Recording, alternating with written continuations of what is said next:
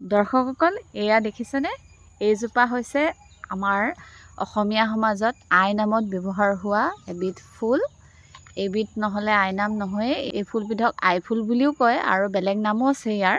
এতিয়া মামীদেৱে আপোনালোকৰ আগত আইনামো এফাকি গাই শুনাব। শুনকচোন ৰাইজ।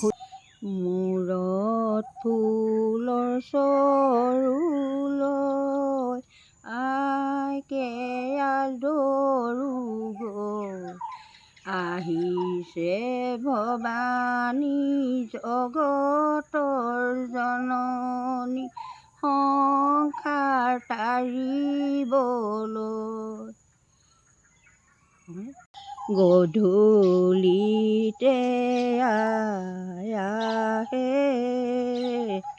পদূলিলৈ চাই, মহামায়া আহে সোণৰ বাংশী বাই। চহৰ ফুৰি আহে